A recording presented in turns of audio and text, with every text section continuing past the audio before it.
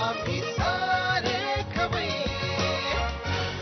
आता आपण मॅ शेफ्स ब्रिगेड कडनं एक भन्नाट क्विक रेसिपी करून घेणार आहोत. Is going to be surprise for you. So chefs ready? पण त्याआधी आपण आपल्या साहित्याची ओळख आपल्या प्रेक्षकांना करून देऊ. ओके? इथं खादाडे बाबा.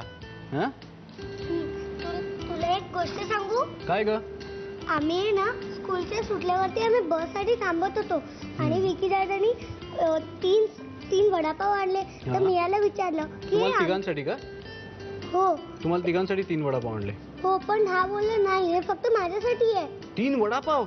खूप खातो हा. अरे बाबा, रोज वडापाव खाऊ नको एवढे. थोडंसं हेल्दी आणि न्यूट्रिशियस डाएट करायचं असतं. आई बाबा सांगतात ते काही चुकीचं नसतं. ओके, चला आपण साहित्य बघू. आपण इथं कॉर्नफ्लेक्स घेतलेत. कॉर्नफ्लेक्स आवडतात की नाही? हो. इथं चुरलेला बटाटा आहे उकडलेला, टोमॅटो त्याचे बारीक काप करून घेतलेत, मीठ, धनेपूड, चाट मसाला, जिरेपूड आणि आंबट गोड चिंच गुळाची चटणी. आता विक्रांत, तू एक कॉर्नफ्लेक्स त्याच्यामध्ये काढ बोल मध्ये. तो खाऊन टाकेल. बर, आता चुरलेला बटाटा जो आहे तर तो याच्यामध्ये घाल. आणि आता थर्ड शेफ. सगळं टाकू? हो, सगळा टोमॅटो टाक. वाव. आता ही जी धनेपूड जी आहे तर हा चमचा, अर्धा चमचा धनेपूड टाक स्प्रेड करून. आता जेवढे धनेपूड घेतलं तर त्याच्या अर्धी जिरेपूड. ओके, आणि आता चटपटीतपणासाठी साधारणतः याचा अर्धा चमचा चाट मसाला.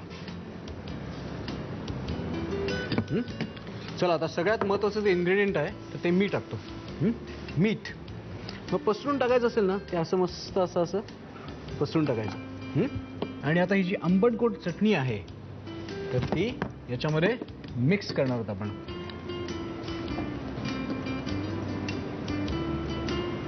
असं मस्त या कॉर्नफ्लेक्सला असं एकत्र करून मिक्स करायचं, म्हणजे सगळी चटणी, सगळे ते मसाले जे आहेत तर ते सगळे एकजीव होतील आणि सगळीकडे व्यवस्थित सगळं जिन्नस लागेल. पाहिलं तुम्ही, माझ्या लहान शेफ्सनी थोड्याशा जिन्नसामध्ये किती चटपटीत आणि झटपट होणारी रेसिपी करून दाखवली तुम्हाला. या रेसिपीला आम्ही नाव दिलंय कॉर्नफ्लेक्स चटपटा चाट.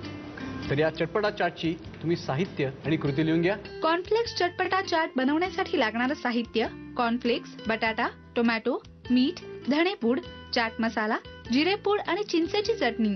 कृती: एका बाउलमध्ये वाटीभर कॉर्नफ्लेक्स घेऊन त्यामध्ये उकडून मॅश केलेला बटाटा, बारीक चिरलेला टोमॅटो, अर्धा चमचा धणेपूड, पाव चमचा जिरेपूड, अर्धा चमचा चाट मसाला, मीठ आणि आंबट गोड चिंचेची चटणी घालून चाट एकजीव करून घ्यावं. आम्ही